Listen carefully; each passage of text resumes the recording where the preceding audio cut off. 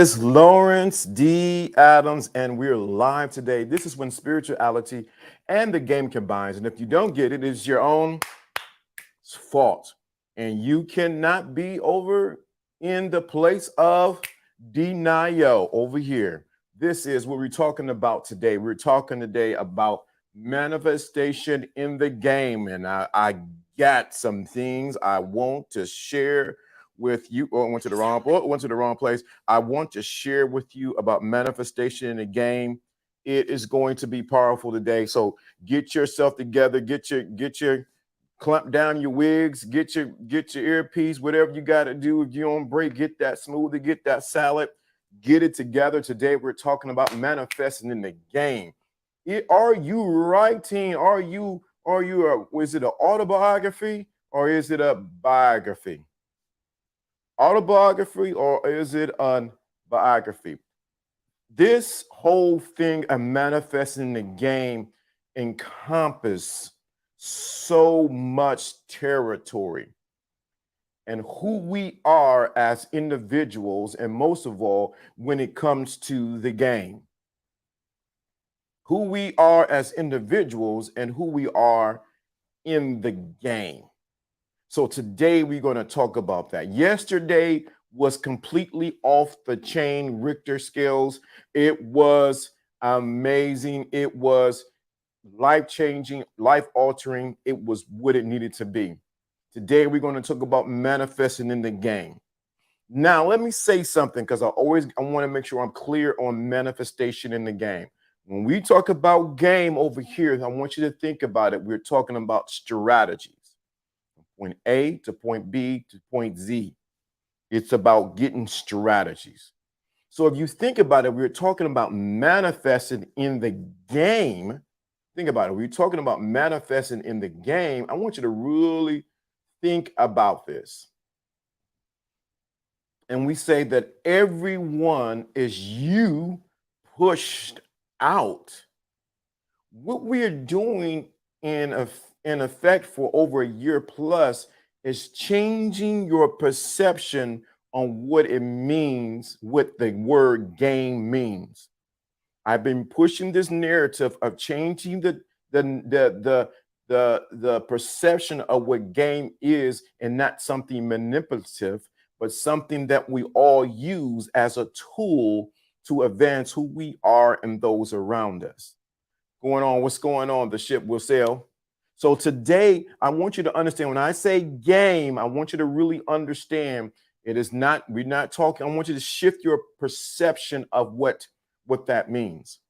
And if you understand that it is a strategy, then it takes it to the next level, talking about manifesting in the game. That means that you can manifest your strategy from point A to point B, and you become the director and not the victim when it comes to the game.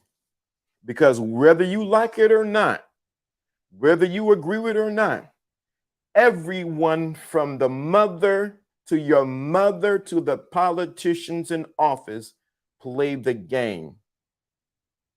Whether you like it or not, everyone from your mother to your daddy to everyone plays the game, whether you like it or not. Your mother had to use the game to get you to eat the food that you didn't really want to eat. Your father had to use the game to get your mother to get you here. But on the deeper level, I want you to understand that there is a operator or control operator in all of this, and that is you. And you have the ability to manifest the strategies that are going to work best for you. See, what happens is when we look at game, we always think it is something that is outside of us, instead of something that is inside of us that we set up in front of us. I know I said a lot. We think that it's something that we set up on the outside, that it happens on the outside of us, not knowing that the real game and the real manifestation takes place on the inside of. How do you explain that, LDA? What do you mean? That means you have the ability to go within and set the narrative of how you want things to play out in your life. Hence, that's why we have the gospel of responsibility over here, that you are responsible for what takes place in your life, like it or not. Like it or not, you are the one who's responsible. Therefore, you play the game that you put forth from your thinking and how you feel. You put forth the game on how you feel and what you think about any situation. So if you perceive that someone is this way, the game begins to unravel on how you deal with that person. If you perceive that all women are like that, the game begins to proceed on how you deal with particular women. If you perceive that all people are after you and they're trying to chase you and they're trying to get the gun and try to hurt you, you will proceed to have game for that situation. They ain't ready for this. You will proceed to have game for that situation on how you perceive life, good, bad, or indifferent. See, most people don't want this. They want to be cuddled. They want somebody to say, "Hey, it's okay. You're gonna be fine. Everything, life just happens. A case of rah. Whatever happens will happen." No, no, no, no, no. You give your power away. And that is the most damaging thing you can do when it comes to the game, and most of all, when it comes to manifestation. If you look at the word manifestation, you see one thing in the middle of manifest. What one thing do you see in the middle of manifest? I. You will always be in the middle of what you manifest. Let me say that again. What two? You see two words, man, I fest. You realize that you will always be in the middle of what you manifest in your life. See, the easy thing is to blame your mama, your sister, your cousin, brother, which you didn't have and who wasn't there. You didn't have the best education. You couldn't do this. Nobody told you. It's easy to say is that it was the circumstance in which I grew in and this happened. But the real thing is the I in the middle of manifest. That is the real common denominator. So this leads to what we're talking about today with the fact that are you, and I said this yesterday, and it's in the Bible, whether people believe in the Bible. I'm not here to debate you whether you believe in the Bible or not. This is not that kind of platform, but I stand on it. I want you to get this. It says that we become written epistles, in so many words that we write our life of what it's going to be. We become not just reading the book, the Bible, we become the living Bible, and we become now, after the book of Acts, we have the book of whatever your name is going to be. John, Karen, Joe, James, Barry, Carrie, whatever. You become that. What happens is a lot of times we don't look at our life like that because we don't like what's been written in our book. We do not like what is written in our book. So what we try to do is say, wait a minute, somebody else wrote this in my book and not me. Someone wrote this in my book and not me. My mother wrote this. My dad wrote this. The school I went wrote this, and not realizing that it is you that has become a living epistle or living document for others to read. So this leads us to the title of the show today. Are you a autobiography or are you a biography? A biography is something that someone else reads about your life. An autobiography is something that you dictate about your life. Let me say that again. An autobiography, it's something that you dictate about your life. We look at the life of Malcolm X. It is said that he did an autobiography about his life versus someone doing a biography about his life. So they had different viewpoints. One is from the point of saying what is going around. Say an example of Malcolm X, and the other is about someone's observing the life of Malcolm X. What does this have to do with manifestation? How you talk about Malcolm X? Malcolm X is one of my favorite heroes, so you like it or not, I'm gonna talk about Malcolm.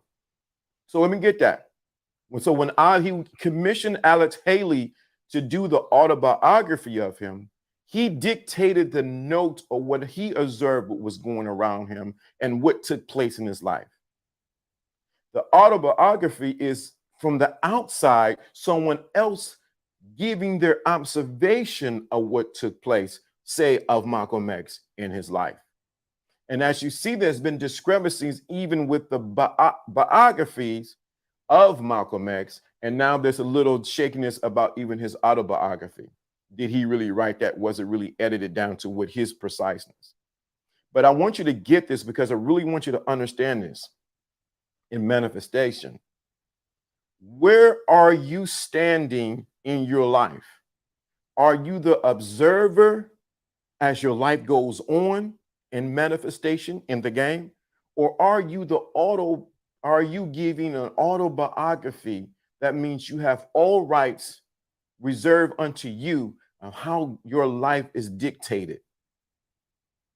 Are you in the place of being in the place of autobiography where you dictate in your life what is going on and you say, this person over here, that person over there, this person over there. So it's all from your perception of how you view the world.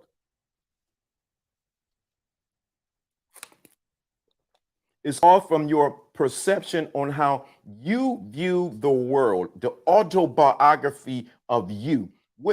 So we can take it a little bit further. What is the manifestation or the autobiography of how you framed your world? And can we go back and read how you frame your world? And if we really be honest with this manifestation in the game, we're constantly reading everywhere you go how you framed your world by what you manifest in your life. By what you manifest in your life. We're constantly reading your autobiography. We're constantly reading how you digest your world. But now we got to realize the biography is how others are reading about it. The auto is what you say about it. So in reality, we really be slick about this, we really talk about it, we need to have the autobiography and the biography. So we need to be in both positions where we dictate in our lives what we say is going to be manifested, and we become the observer of our lives to see what has been manifested. Man, they ain't ready for this. They ain't ready. Y'all ain't ready for this. Let me say that again. You become in the position where you become the person who who gives an autobiography of your life. And you also get into the position where you now comes on the outside of you and you begin to read the biography of your life. And if you look at it, you are the common denominator in all of it, and it's all based on what you manifest. This is all based on what you manifest. It's based on how you see yourself, how you view yourself, how you view the world, how you view your job, how you view your boss, how you view your cat, your dog, your mouse, everyone around you, how you view your world. I gotta emphasize it because some of y'all be, oh man, this ain't game, man. This ain't teach me how to get women. This ain't teach me how to get this woman. This ain't teach me how to get men. Yes, it is, because it's showing you that every single day in every single way, everyone is you pressed out. Everyone. Everyone is you pressed out, whether you like it or not. Whether you like it or not, everyone is you pressed out. And when you realize that, you get into the operator position where now you become what? You begin to say, no, I'm going to write my autobiography on what I want to see in my life. And see, what happened is a lot of people ain't taking the time to write down what they want to see come in their life. They ain't taking the time to do that. They haven't not taken the time to take the time to really write down what they want to see in their life. So they give their power away to everything around them. Now, this is the thing I was talking about, sort of talking about a little bit yesterday. Now, some things that may have shown up in your life, you got to realize, even when you're writing a script or you're writing in your book, you're writing your autobiography, sometimes you got to realize you got to do a rewrite of what you wrote. You got to go back and scratch out what took place at that particular time when this happened. So you got to do a rewrite of what you wrote, or what they call a revision of your book, or revision of your book, of your autobiography. How many of you really taken the revision of your autobiography? What took place when you were a child? What took place when you did good, or what took place when it didn't go so well? Many of you got to do a rewrite of your own book of your life. You need to take the pen and be like, you know what, man, shoot, when this happened, let me rewrite of how it really happened. Let me rewrite on how it really took place, who was really there, how it went down.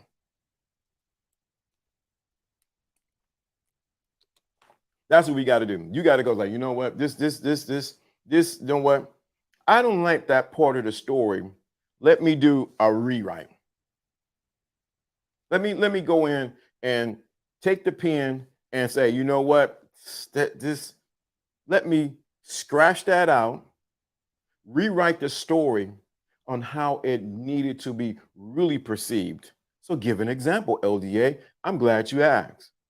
So the example that you can do is if something that was detrimental that happened to you and it affected you on an emotional, whatever way, you acknowledge it, but you do a rewrite of how it should have happened in your story.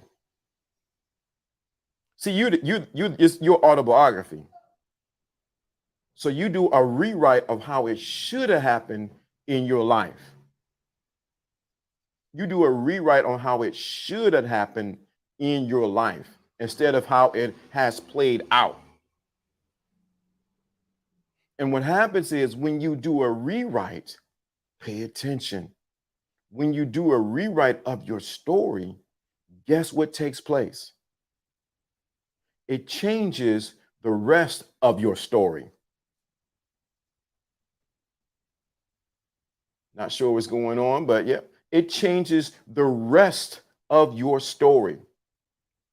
It changes how the rest of your story plays out. So if you had a situation where you're constantly, for some reason, always losing money, now you living in a cycle of constantly losing money, you can go back as the autobiographer and go back and rewrite that part of your story how it needs to be so that what? It gets written the right way, and now your future takes a different path. Man, they ain't ready for this. They're not ready for this. Now your future takes a what? A different path because of what you did in your autobiography of rewriting about you. Some of y'all need to go buy a notepad or a journal, pen, and to go back and rewrite your autobiography. You need to go back and rewrite what really took, how you think your perception of how it should have taken place. See, the only thing that's holding you up from your past to a situation is your perception of it and also what you feel about it. Let me say that again. The only thing that's holding you back with your life or a situation is how you felt about it and what your perception was about it. And many times, our perception about it is keeping us locked in chain and in jail to our past. And therefore, you're always manifesting from the place of a place of misconception. Now, I see people watching. You can definitely comment in the chat room. Now, you're manifesting from a place of misconception or perception and not from a place of what? True freedom. This was one for me. Speak Gold. Appreciate it. You guys can speak. Y'all can talk in the comments. So what you have to do is you have to go back and unravel your perception and most of all, what you feel about the situation. See, some of you, I know I'm in this space with, manosphere and, this and that and all, the man space and all that, because this is unapologetically a man's channel. But I need to say this. You need to unravel what took place when you got rejected by this particular woman. For the women, when you got rejected by this particular man, and rewrite what you feel about that to the point where your revision takes over what really took place. Y'all need to do some revisioning of who you are. Therefore, you can manifest from a place of not a rejection, but from a place of now I am ejected into my future.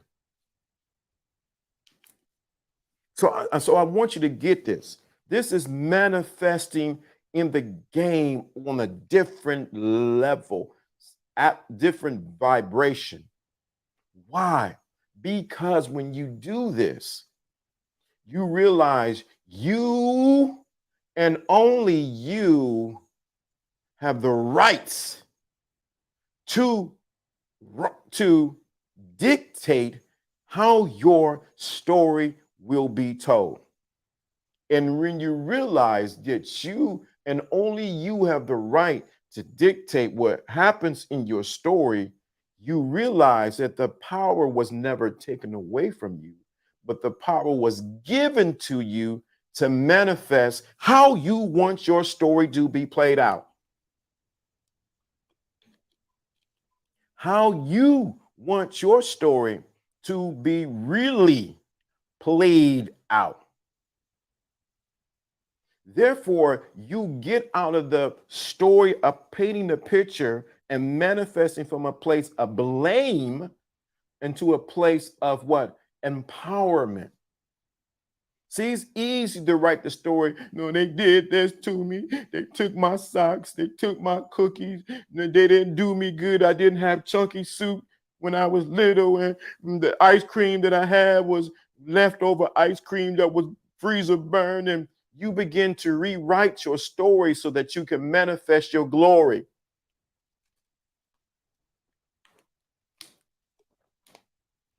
You begin to rewrite your story so that you can manifest your glory.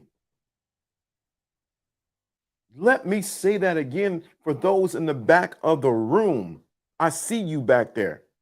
You begin to rewrite your story so that you can manifest your glory.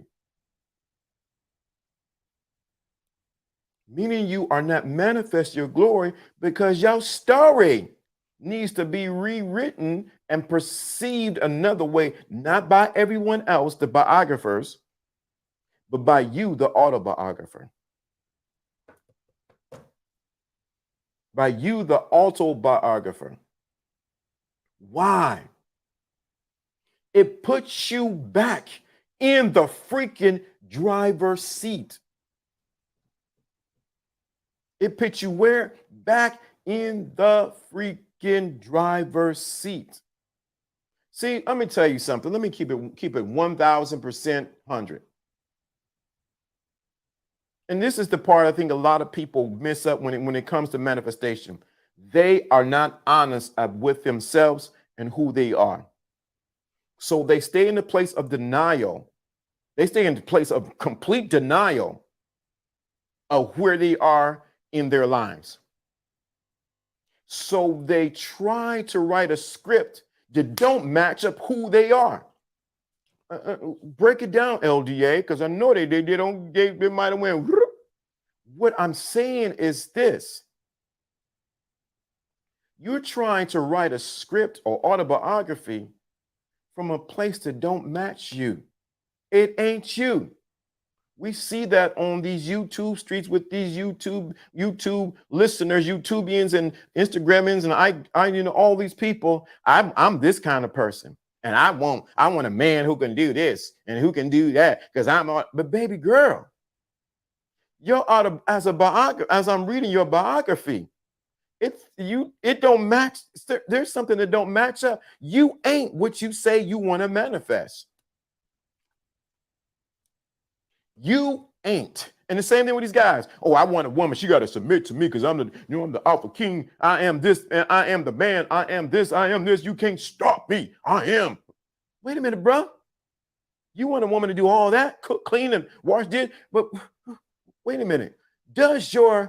We reading your biography? Does your autobiography match up to what you say you want?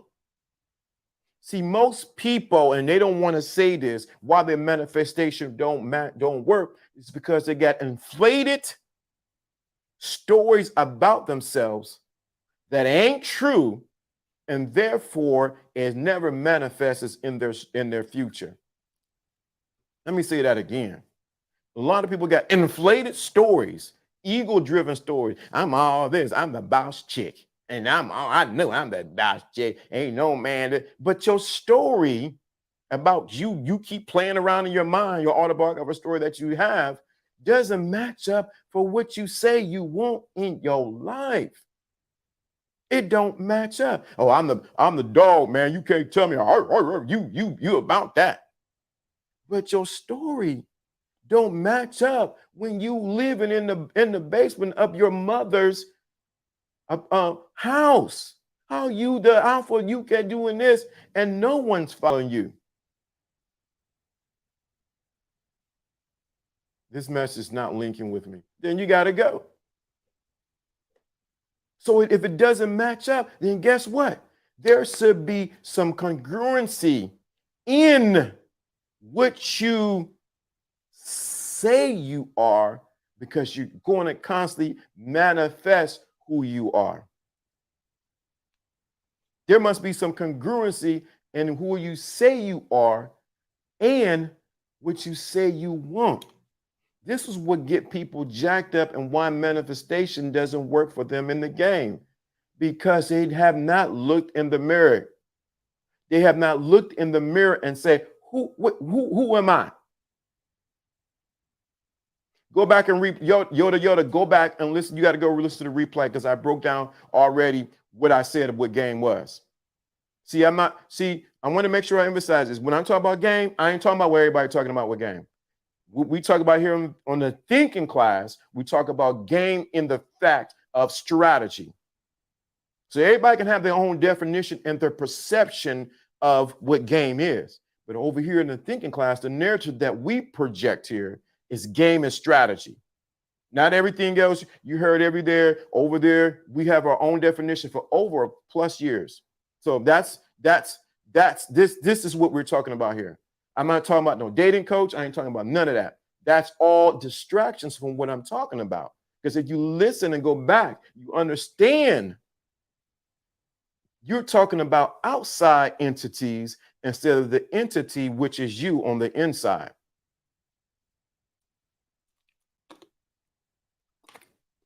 That's what it comes down to. And you can say, well, I see your comments. You say dating goes for strategy for what? Whatever that may be. I cannot dictate to you what your strategy will be, what you will manifest your goal would be. That is up to you. You are the common denominator in all of that. You're the common denominator in all that. I can say it's this, I can say it's that. You can say dating coach, you can say baby mamas, you can say it's this, you are the common denominator. Whatever you perceive it to be, because you are the common denominator. One, you are the autobiographer of your own life, not someone else, not some dating coaches, not someone else, but you. See, it's easy to get caught up on these streets called YouTube and Facebook and Instagram and point the finger at everybody else and what they're seeing and what they're teaching. But at the end of the day, you got to live your own life. You got to live your own life. You got to live your own life. That's what it comes down to. That's why we're talking about what? Manifesting in the game, autobiography versus biography. You write on the tablets of your life what you want to show up and what you want to manifest. You determine that. Not anyone else, not this person, not this philosophy, not this situation, but you. See, we have a hard time on these streets, on these YouTube streets, on Instagram, whatever. We're not taking responsibility for our own life and what we perceive it to be. We have a hard time doing that. It's easy to say it's somebody else. They wrote that in my book. I remember when I was in school, we had our books for particular English, math, social study, whatever the case may be. We're responsible for those books. And at the end of the day, I realized at the end of the day, I had to think about it. At the end of the year, we had to go and turn in those books. And if there were writing or anything in them, we had to pay for that book if anybody wrote in our book that was personally assigned to us.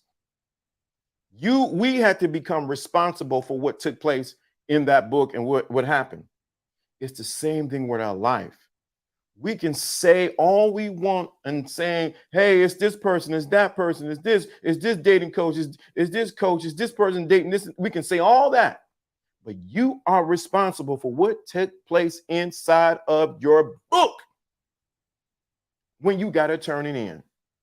That's why I don't have no time to talk about what nobody else is doing, because I got to worry about my own behind. That is real talk. LDA, I have to share this. After yesterday's class about manifestation, my teacher from sixth and eighth grade has been celebrated today for making 26 years of teaching as a principal. I received an invite to go. to go celebrate her award in New York City today. That was thanks for working on ourselves and bringing us into the right tribe. Wow and wow. Wow. She was she was always wanting me to write an autobiography since 1996. She was protecting us and took us to church and got to be there today. My dude, you can't make this up. Uh-oh, what's up?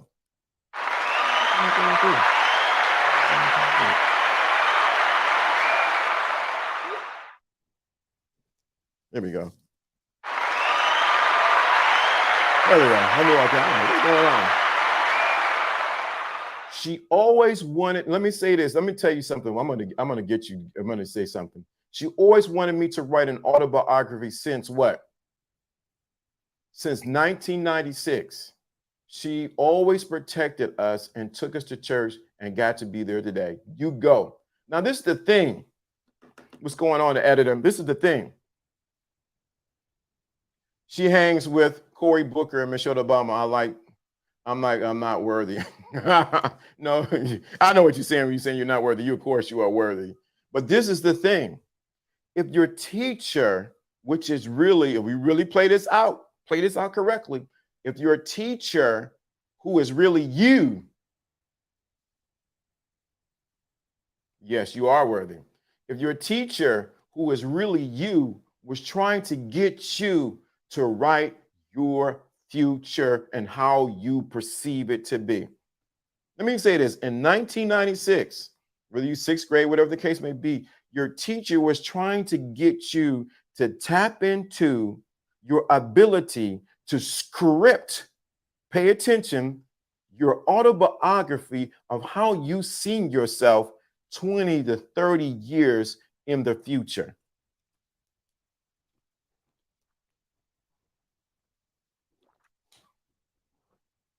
Your teacher was trying to get you to do what? Get you to write, to go into the greatest nation, which is your imagination, and manifest from a place of what?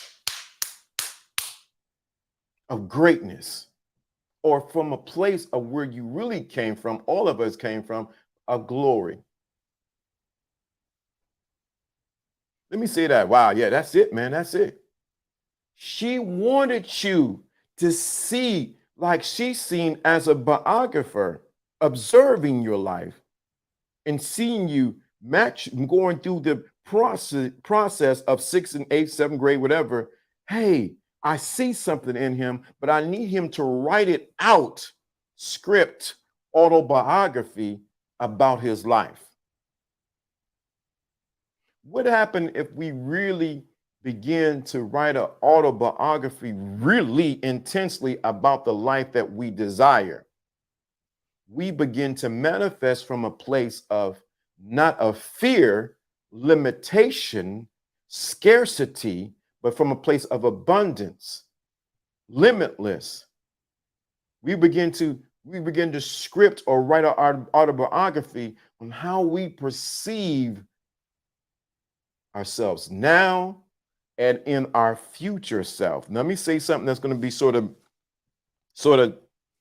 you got to be careful saying. You realize when you write your autobiography,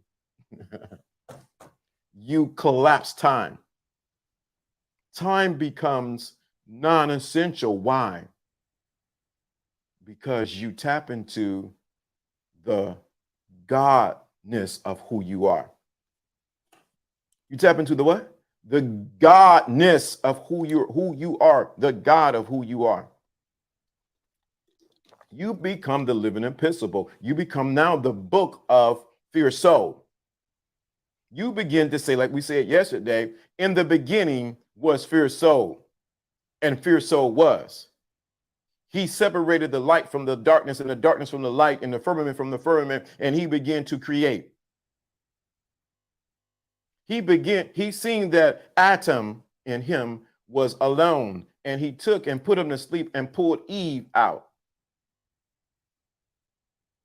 because we're constantly creating. He's giving you the creative story in the beginning of Genesis to say, this is how you manifest.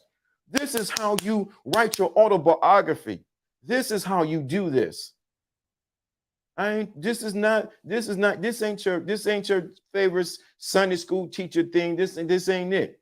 This ain't, I'm not trying to teach nobody about going to the Bible, whatever thing. I'm just telling you how the story goes.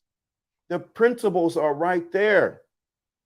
What happens is we always been looking at from an outside and not from the inside and saying, I am that. You begin to write the story. You begin to separate the darkness from the light. You begin to name. You begin to take a rest on the seventh day. After you, wait a minute, y'all ain't ready for this. You begin to take a rest after you created for what, 6 days. There's something in that, man. Let me say that. You begin to take what, rest after you created. Hence, let go. You begin to realize that it is already done. You can only rest when the thing is already done. Manifestation in the game, hence autobiography versus biography. Some people need to rest in what they created, but they're still trying to work it. That's why it has not been created.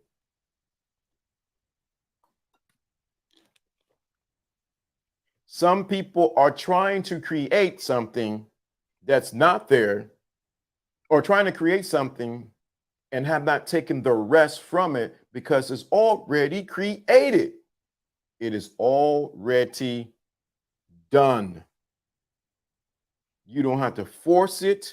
You don't have to do all these things. You just allow it to be. You write your story on how you want it to be. That's the difference from those who play the victim in the game, in manifestation, and those who take charge of their life. See, we got a lot of people who want to play the blame game. It's the devil, it's the angels, it's the this, isn't that? No, it's just just the difference from anywhere else you hear anywhere, is yet you realize I'm taking back my power. I determine what takes place. You see it from your chest. You see it from where? You determine that I'm going to live the great life. I'm going to write my Genesis, my beginnings. Genesis means beginning. You determine that. You ain't waiting for nobody to give it to you, James Brown said. He said, open up the door and I'll get it myself. What did James Brown say? I don't want nobody to give me nothing. Open up the door and I will get it myself. Some of you are waiting for people to open up the door in your own story. You waiting for this opportunity to take place, that opportunity to take place, and waiting for if the time is right, if the person, she ain't right, and she this, you this and that, and he ain't this. You gotta realize that you are the person who opened the door, and you get it yourself. You get it when? Now. Think about all the people who waited and waited and waited for the right opportunity, waited for the right situation in their story, in their autobiography, and it never came because they didn't realize that they were the door they are the ones who write the opportunity for it to happen. In the Bible, it says Genesis, and in the New Testament, I think it's in Psalms and Proverbs, it says, promotion comes from the Lord. Where is the Lord? Ding, ding, ding. Inside. That's a whole nother thing. So everybody I'm waiting for the right girl to come along so I can throw this fierce game on her. I'm waiting for the right man to show up. No. You're giving your power away when you're waiting for somebody else to be the right thing instead of you being the right thing so you can do the right thing. So we give our power, we seep our power away from us, and we want others to write us our autobiography. Come on, really? You want somebody else to tell your story, and you are able-bodied, and you can't tell your story? We always want to give the pen. Where's my pen? I didn't move my. We always give our pen away to others. We always give our pen away to others. We do it so much instead of, no, this is how it's going to happen. This is what's going to take place. If I can tell you, I got a book over here. Let me get it because most people don't. I'm going to show you because, is this it? Where is it? Oh, here it is. This is, I got this long time ago. This is a big journal, big thing. You can see I wrote in it, got a lot of stuff in there. Let me see when it goes up. I put at the beginning of this, all things by divine right, inspiration, and division, timing were good for all concerned. That's what I wrote. I started writing in this January 8th, 2007. January 8th, 2007. Why did I have this? I said I have to write my own autobiography of what I wanted to take place. Here was the birthing of what you see today. Transform. So I start writing this. What's going on, Jono? I start writing in here. Now, writing might be not be your thing. You might visualization or whatever the case. But I began to say, let me write my own autobiography. January 8th, 2007. I started this. 2007. Where were you in 2007? Who were you dealing with? But I began to write. I got show notes. I got things that I wrote in here that have happened. I got things that are still unfolding that are happening. But I wrote it down as a documentation of, let me write my autobiography of my life. John O. What's going on? What's going on? That's the power when we take our power back and we write our autobiography. Too many of us are allowing people to write in our own freaking book.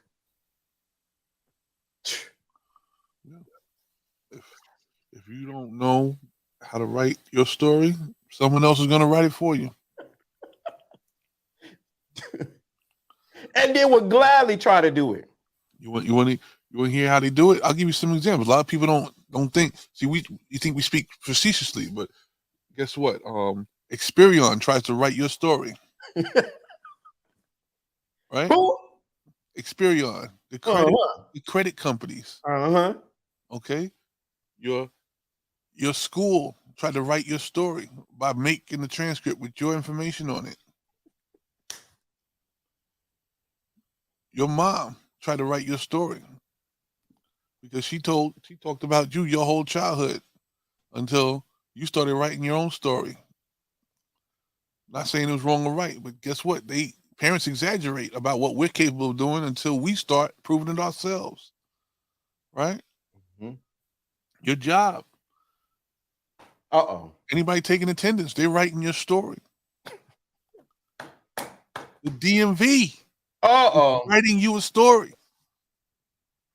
It's the biography. It's not autobiographical.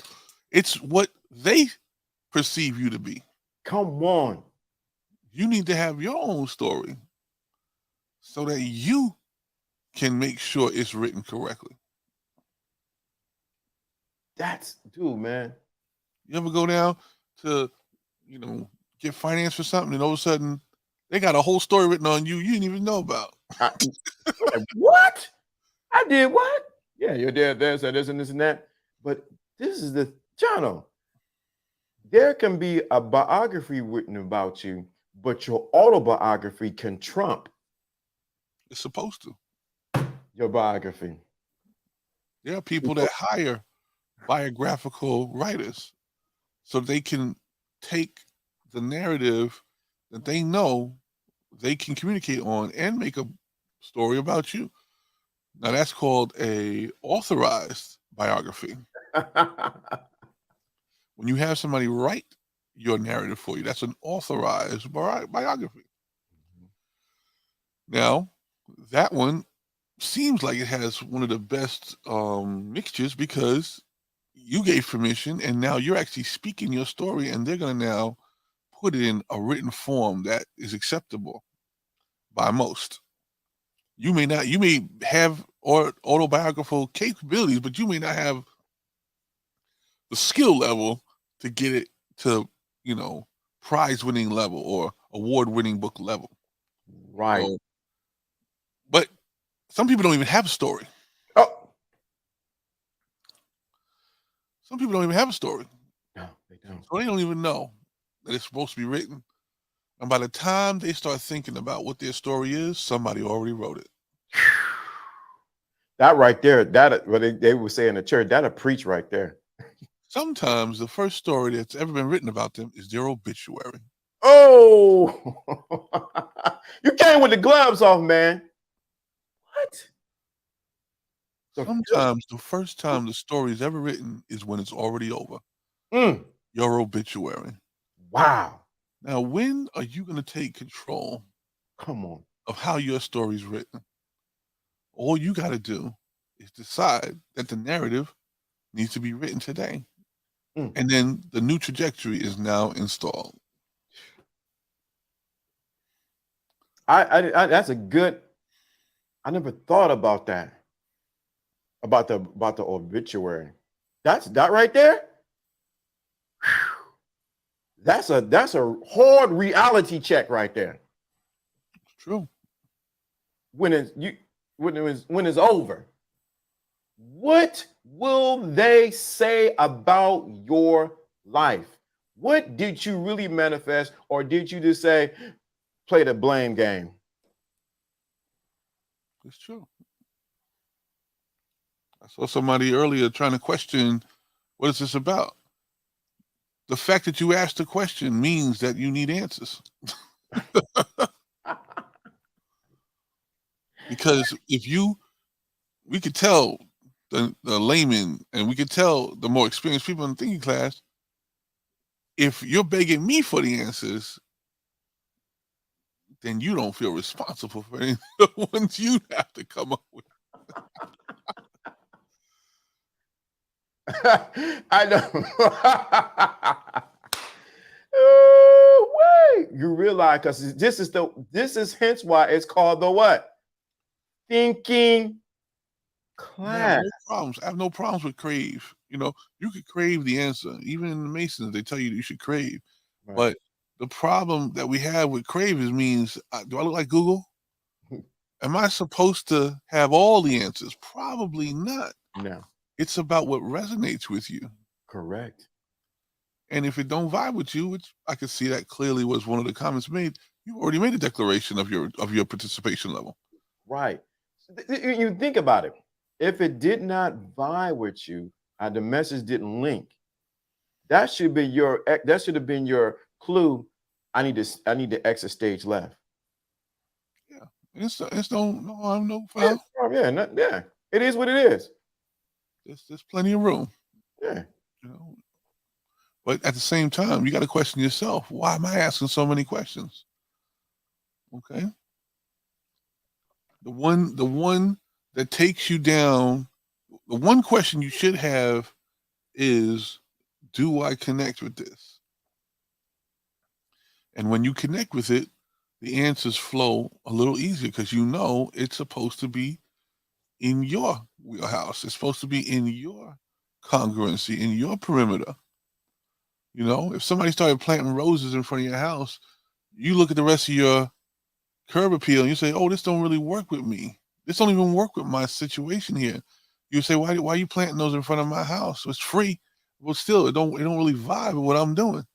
For me, it might be lilies. It might be, carnations that match my curb appeal. But if your curiosity just forces you to ask a bunch of questions, you may not be in congruency with that particular message. Very true. And let me add something to that. So we can take it up to the next, take it up where you wouldn't have showed up if it didn't really link with you. I've had stuff that I've gone back for. I'm telling you this, LD, really quick. I've gone back and looked at situations where the money literally showed up. And because I questioned it, it walked right away from me. Oh, wait. Wow. Whoa. Let me step out of frame. What? I've literally been in situations where the money showed up. I'm talking about literal bag of money. If you could picture it, think about a garbage bag full of $100 bills. But because I questioned it, it didn't manifest. Sometimes, as a matter of fact, my brother used to tell me, you got to be in the right place at the right time with some money. It's not just about being in the right place at the right time. You got to be in the right place at the right time, ready to buy what you need to buy. There's nothing like being in the right place, right time with the right money. It changes everything. Because what money is just the what? Cash, because then you can really negotiate. You know oh my God, yeah. Imagine you walked outside right now. Somebody had, let's aside all the scammers. Let's just somebody just hit the thing. Shout out to Keenan. He said he's writing his autobiography. Good for you, Keenan. Listen, imagine you went outside and you got the deal of the century. Mm-hmm. Aside from all the scams, let's just say it's legit, but you just didn't have the money. Wouldn't that make you feel very upset that you were literally given the time and then given the place, but you didn't have the money? And that analogy stands for what we witnessed a little earlier. The money that you have to pay is really paying attention. And what we gave you was the time and the place, and you decided to question it, so you didn't pay attention. Mm. And therefore, you missed an opportunity. Right. Because this teaching, just be very clear, is designed to put you in the power seat and for you to become the creator and not the created. Yeah. Do you want to be the sum total? You're already the product of your parents. Do you want somebody walking around saying they made you? You're not your parents? Imagine that. Right. No, I made him. Right. I made him who he is today. Man, there's somebody walking around saying that about you. Man, what? You're like, wait a minute, I worked it. I did this. What? No. I did it. I gave you what you have, and you are nothing without me. Imagine people walked around doing that. And there are some people that think like that. You know that? Yeah, I know. That so right you there. gotta write your own story. Yeah. And you got to put it out the way you want to put it out. Dude, I don't like that, man. Somebody say, hey, I made it. If it wasn't for me, you wouldn't be with you right now. You wouldn't be doing. You weren't with me 24 hours a day. That's why. Let me say this, because you ain't hit that trigger right there. That's why you can't say, well, it's the dating coaches, it's the this one, it's the that one, it's the baby mamas, it's the this. No. They ain't with you 24 hours. It's you. Yeah. It's true. Even you can't take credit for your exes either. You can't be walking around saying, "Oh, if it wasn't for me, they would be this and they would be that." Y'all don't work out together. You know what I find out? If you're truly valued, is what happens when you leave. Mm-hmm. If their stuff falls apart, they weren't valuing themselves. They were valuing you. If they find a way to enhance themselves, maybe they learn from you. It's a possibility that can happen too. Right. But you're not supposed to be taking credit from other people's success. You can say, oh, I helped 10,000 teenagers and, lead them to the path. What you did was give them a platform for them to have their own success. Correct. And that's what you will get the reward for. Not for saying you made anybody.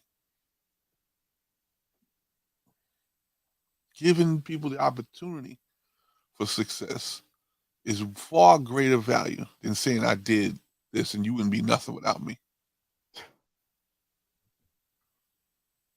That's sucking all the power away from that individual. And with reality of it, we look at it in another light. You're trying to be that person's God. How dare you? It actually is a form of insecurity for you. Oh, whoa. Yes, it is. If you need to take credit for somebody else to shine, then that means you don't even value yourself. And you need to go back and check what you consider valuable. And that's what a lot of people miss it at, man, right there.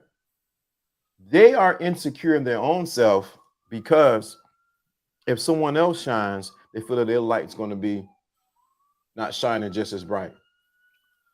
I met up with a brother we used to know. Remember Alex? I probably remember by face. Yeah, he used to help us up in Saddle River and Palisades Mall, if you remember that. Yeah, Palisade. Yeah.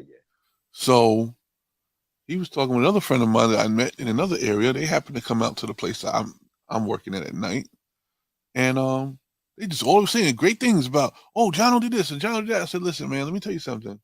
I said, those things would not have manifested for me to help you unless you felt that there was something that you could benefit for. That's what I gravitate to. I don't want the credit. I want to be the one that helped you multiply your own idea that you already had. Mm-hmm. That's what the purpose of that was for. That's why I'm here in this platform. It's not to be getting a bunch of accolades. I accept it. And I'm not saying I don't know how to take a compliment. I'm saying, let's get down to business. You need something more. You're almost there. So we need to push you over the top. They invited my son into a class to bring his grades up. But everybody's looking at, well, he's a B student. Why does he need his grades up? Because he's almost there. He's almost there. They didn't want to help the D student that wants to skate on the edge of failure. Right. They want the B student that can push it up to an A because you show potential. That's it. And that's all what we're trying to do is magnify and multiply your already God-given potential. Dude, when you say that, we want people to get to their genesis. Yeah. Get to your genesis in the beginning. Because you know what? Nobody wants an 85% doctor. You know what I'm saying? What can we do to make this 100? Because we need you to get 100% of it right. We don't want you to have 15% of your cases this day to be failures. All right, now you're right. Don't worry. I got a 70. I got a 65 on the test. I'm doing surgery. We're gonna working on your leg right now. What? Nobody wants a 65% mechanic working on your tires. No. Nobody wants the 65% bus driver. You know what I'm saying? Right. You got to get it right. Yes. You got to get it right the first time, every time, and that's with practice. And if you need to fine tune what I read on one Instagram and I listened to it, you got to sharpen your sword. Yes. Sharpen your sword so you can stand on your mountain. That's what that means. Sharpening your sword means you'll be able to stand on your mountain. And, sometimes I get euphemisms from a lot of different weird, quirky places. It don't matter the personality themselves, but I like some of the things they say. Yeah, it's true. Because it's foundational. You know what I'm saying? It gets you thinking about purpose and real responsibility.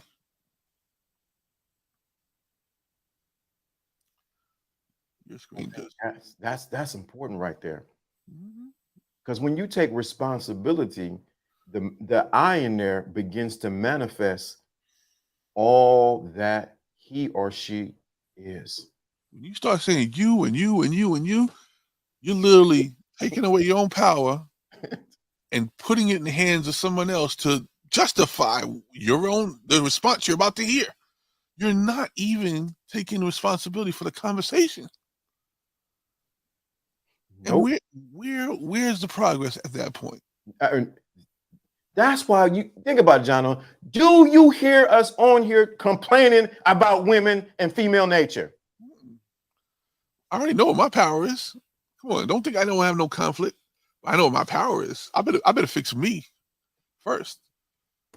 I don't go to my wife. I don't go to my daughters, and then even subsequently, I don't go to my sons with any information that I haven't already sought through myself first. It's not that I want to be the smartest or the best or whatever. I want to make sure that I'm prepared. I don't want to come to class unprepared, even if I'm the teacher. I gotta have the teacher's manual. Bingo. If I'm teaching, I gotta have a teacher's manual. I still gotta be prepared. The lesson plan is not memorized for today. It's never memorized. I'm about to take my sons to a client site today, and I'm gonna help give them their first hands-on experience installing computers and printers and stuff like that. I gotta have more than what my experience is ready for, because now I gotta think about what kind of mistakes they may make and make sure we don't embarrass the whole company. You know what I'm saying? Right. That's it. That's it, man. I promise you. I promise you. That's why we teach the gospel of responsibility over here. We can easily run the numbers up talking about female nature. We can easily run the numbers talking about, well, she ain't right, he ain't doing that, what baby boo do this, little baby, he did this, he slapped somebody. We can run the numbers up on that. But what good would it do? Right. What is it? Who would it really? How would you really grow? But you know what, John? Let me back up, and I know we got to go. What time is it? And I know you got to go. Let me say this, because I know some people rather just stay in the place that they are. They rather eat Doritos and Funyuns and drink red Kool-Aid all their lives. They never come up and realize that there's filet mignon, or like I had Saturday, tomahawk steak waiting for them. Beautiful. Yeah. No, John. They want the Doritos, they want the red Kool-Aid, they want the Funyuns, the hot Funyuns. They rather instead of having a tomahawk steak. They want Salisbury.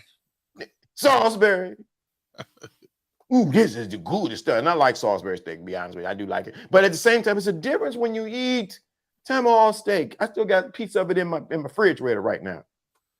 And all you paid was $35 with a whole spread of other things. Whoa, that's value right there. $35. And with a whole food, they wouldn't stop. And they brought, we got tomahawk steak. Anybody want some? Get some. $35. And if I'm lying, I'm flying. And I ain't flying nowhere right now. Dude, that sounds like a great deal. A literal butcher cut tomahawk in my neighborhood is $75. You didn't even cook it yet. That was for one, right? One tomahawk steak. It was two. Come on. There were two. With all the fixings? We had greens, beans, potatoes, everything. It was a brunch. And all you offered was, say, just pay $35. You can eat as much as you want. You can dance. And it's at a beautiful home. $35. Everyone was congenial. It was. I like that. Yeah. I sat and chilled. I sat in the cut. Then I began to talk to certain people. I just chilled. When that tomahawk steak came up,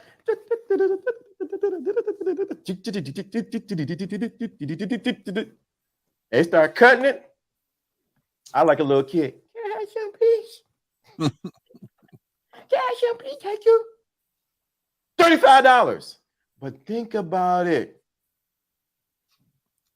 Think about it. Some of y'all pay $35 for McDonald's. For a hamburger and a shake and y'all overbought. because you wanted to have more for your money, but you really didn't get more value. You didn't get more quality. You got more quantity. Yes. And when it come down to it, you ain't getting the flavor from a hamburger from McDonald's from a tomahawk steak. They started to get wise to it. They capitalizing on your laziness. Whoa, whoa, whoa. There it is. That's it right there. What's going on, Monique? I could pay Alumni? $12 for a hamburger in McDonald's, but I could also go to a place and get it fresh, grilled, everything, all the fixings, even a better size, for about 10 in the diner. I'm almost starting to think McDonald's is really not even shameful now. They're not even shameful about charging prices that just don't make no sense for their product. Yeah. You're getting a quarter pound of beef on a Big Mac. You get a quarter bottle of, anyway, sugar and honey iced tea. You're getting processed after processed after process. Y'all want to see an experiment? Take a McDonald's cheeseburger and sit it on the table and go back the next day, and it ain't gonna be no mold. Ain't gonna be it's not gonna get rotten. It's not gonna be maybe some flies on it, but it's not gonna deteriorate. That thing could sit there for 3 weeks. It will look the same. I don't think flies would go to it. It go better. Yeah, nah, dog. That ain't the real thing. It'll be hard as a rock. You could throw that through the window. It'll break the window. But one thing it will not do, you won't see it molding. You won't see nothing. That means this processed out the wazoo. So that's a reason why we're talking about this. That means that you're eating your own death. That's what the obituary is going to say. Here lies the person that took himself out with the last cheeseburger.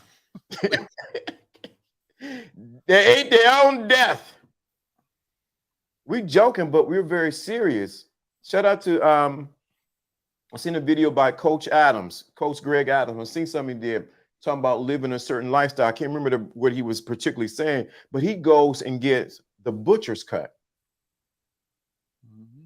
and gets that type of meat versus going to the grocery store or going to somewhere else. Yeah. Like you can't go to the grocery store and ask for cap steak. You ask for cap steak, they're like, what's that? And they be sitting there like, oh, we know what the porterhouse is. We know what the cowboy. We know what the tomahawk. We know. You tell them cap steak, they were like, what's that? And it's because it's a special cut that the butcher keeps, and they don't even tell anybody. We're trying to do like Beyonce with you right now. We're trying to upgrade you. We're trying to upgrade you. Now the volume at Costco is so high, you can go to Costco, even though a lot of people don't buy meat at Costco. I'm telling you, just go to the meat section in Costco and watch. You ask them for cap steak, you're gonna see it. It looks like ribeye, but it doesn't have any bone on it, and it have pinwheel with toothpicks in it. It's because it has to be arranged and cooked a certain way. And guess what?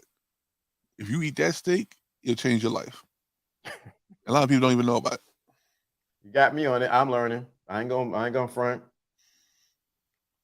You know, I'm about to change that because you know what? I mean, I only normally get a certain kind of steak when I go out, but that tomahawk this weekend, baby. Matter of fact, it is the ribeye. Remember, the cowboy and the tomahawk, all ribeyes. They're basically cuts of meat with either the bone in and the bone out. But imagine the cap steak is the end of it. That's why it's called the cap. Oh my God. There's only one cut per cow. I mean, So it is the upper echelon.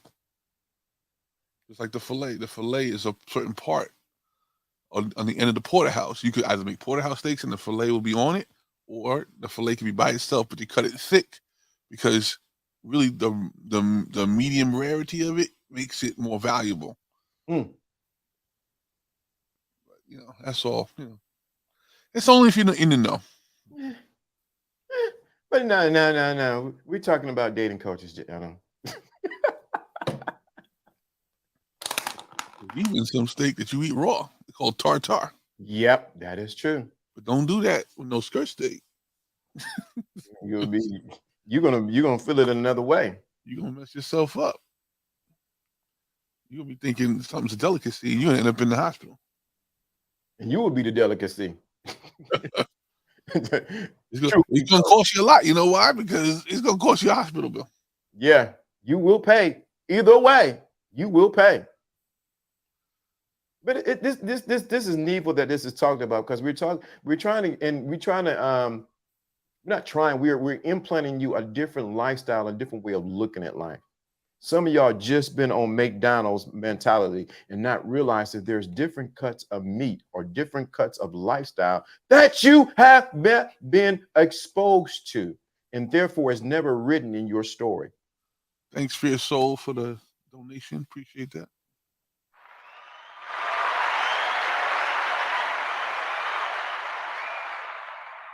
This has been good. This has been good, man. Because even with fish, man, I'm tired of eating perch. Well, that's the thing, that you value better off time trying something you never had, not just something that you couldn't afford. Increase your palate. Take it down the road of just something different. Let me say this. I forgot. I know we got to go. Monique, I was in Dave's Market. I'm chilling, in my zone. I see somebody doing like this. Lawrence! I'm like, who is that? It was Monique. She came up and hugged me and stopped me and said, you know what? I appreciate what you and Jono do on the thinking class. I'll be watching. And I was like, what, for real? She said, then she was with somebody. He told, go to your phone now. Add Lawrence D. Adam on YouTube right now. They be saying some good stuff. Him and Jono, they be saying some good. She stopped. I was in the days I was trying to get some cabbage or something. I was trying to get some kombucha. I was trying to get on. I was like, and she then we walked. She walked with me for a while. You trying to, you go in the grocery store, you try to get the thing. She kept on walking with me and kept on walking with me and kept on walking. I'm like, all right, well, nigga, all right. But I remember her back in school. So yeah, it was good to see her. Somebody else, I was at the cigar bar Friday, and we came up again. Yeah, man. What's going on, Alfie? So I was at the cigar, and then yo, man, I be checking you and your dude out. Y'all be dropping some weird. I like how y'all feed off each other. Y'all agree, then y'all don't agree, man. What? You never know what influence and who's watching what you say. Yeah, that's true. I was like, what? I mean, he broke it down. Yeah, you and him be saying this. See, y'all think y'all slick, man. I know y'all know the Bible, man. Really? Huh? Oh, really? Yeah. Ted, what's up? Everybody coming last minute. What's up, Ted? What's up, baby? Yeah, Ted in the house. Try to give it to where your mama used to give it to you. Put the pills inside, the cake or something like that. Like, take that, baby. Good, mama. Yeah, sure is. But yeah, I want to say shout out to Monique. I seen her a couple weeks ago and I forgot to announce. She's in the chat room, so I wanted to announce her. I seen her. And I seen you skating the other night on Sunday. She was out there getting the John. She was then she was recording herself skating. Yeah. I said, all right. She living. But shout out to my dude, he's actually like family's cousin.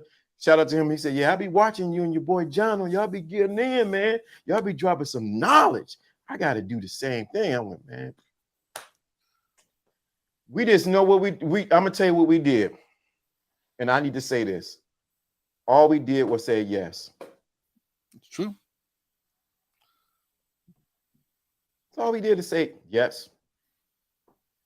Meantime, I want to say no. Sometimes the world throws all the possibilities out there, and all you gotta say is yes. Possibilities drive past your house every day. You would never know it. I say yes. Yes, that's all we did. We said, "Oh, thanks for the shout out. Back to where God. Thanks for the shout out. Back to where God bless you. God bless you too, Monique. Peace. Much love to you."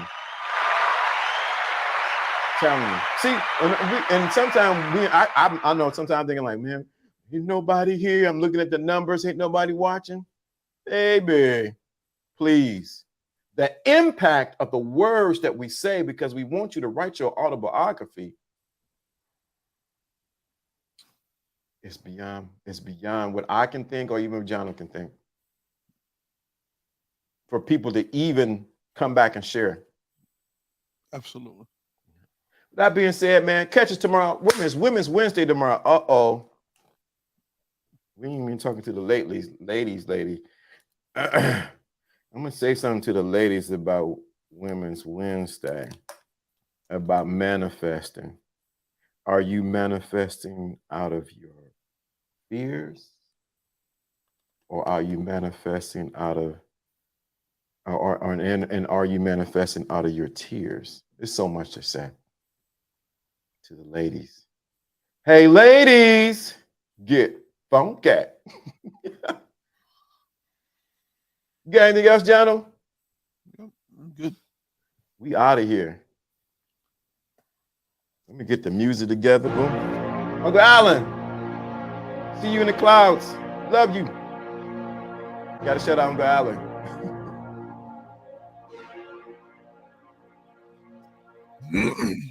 Yeah, that was good today, man. I so appreciate that we are separated in a unique lane that I see some people now trying to copy. I'm seeing similar camera angles and microphones popping in the shot and everything now. What's going on with that? I don't know, man. It's amazing. I still got to get the other. Well, I can use this phone now as a camera, can I? Oh yeah, that's always been an option. Oh, baby Jesus. Wait till I get that set up. That's gonna kill it right there. That's gonna kill it. And it ain't gonna be a fumble. Wait a minute now. Who we talking about? Can't tell you. But yeah, I noticed that. I'm like, wait a minute. Now you talking about manifestation? Oh, okay. Great. Okay. The NDI the NDI app on your phone is to make the phone a camera for the NDI. Oh, I can do that? Yeah. Oh, shoot. We got to cut the broadcast. They may be listening.